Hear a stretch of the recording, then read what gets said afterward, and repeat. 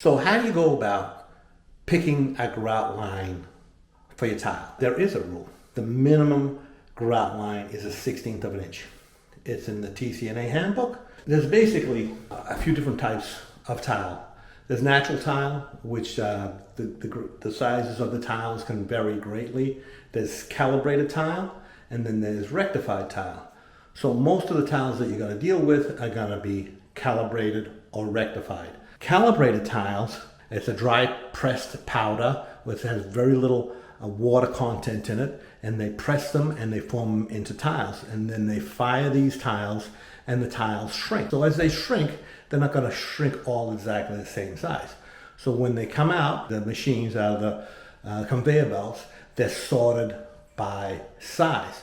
So they're sorted by caliber. It means that the tiles have to be within a certain size range to fit a certain caliber. The tiles are sorted and they're boxed. So when you buy, you want to make sure that you look at all the numbers on the boxes and make sure they're all exactly the same. So this is for that tile here. And you'll even see on here, it has caliber 5. So you want to make sure that all the boxes, all the numbers match.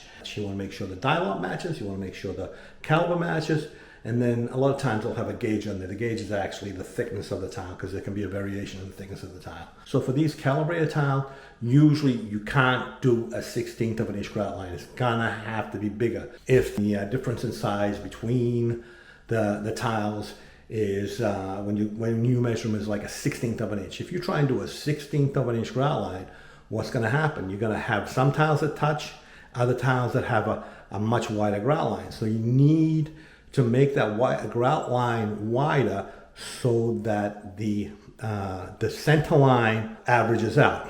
If you've got a tile that varies by a 1/16 of an inch, the size of the grout line is supposed to be 3 times the difference of the average size of the tile. So if they vary by a 1/16 of an inch, that means your grout line is supposed to be 3/16 of an inch. A lot of people don't like the wider grout lines. I know that. But so you're going to have to make a choice on if you want your grout lines to be straight or if you want your grout lines to be uneven and have a narrow grout line.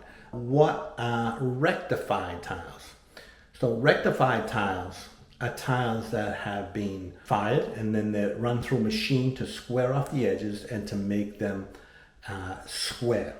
And usually a rectified tile will be very even in size. The difference in size between the tiles will vary very little, and usually a rectified tile can have a narrower grout line. You don't want to do a grout line any smaller than a 1/16 of an inch. That is the minimum recommended grout line size according to the TCNA. Does that always mean that rectified tiles are going to be perfectly the same size? Well, most of the time, yeah, but sometimes you can get a lower quality manufacturer or whatever, and you can still have a variation in the size of the rectified tiles. It all goes to the quality of the tile. Well, a good quality tile is going to have better quality control. The calibers are going to be closer together. You're going to have a tighter tolerance. They're going to be flatter. It's just going to be a nicer tile. If you want to buy a cheap tile, then you're going to have to sacrifice quality somewhere, and usually that is in the caliber. Tile won't be as good as a quality tile. Remember, the grout line size is determined by the tile and not by the desire that you have for a narrow grout line. Best thing to do when you're trying to pick a grout size is to lay down a few tiles dry and see how they run, and check to see if it'll work with the grout line that you want.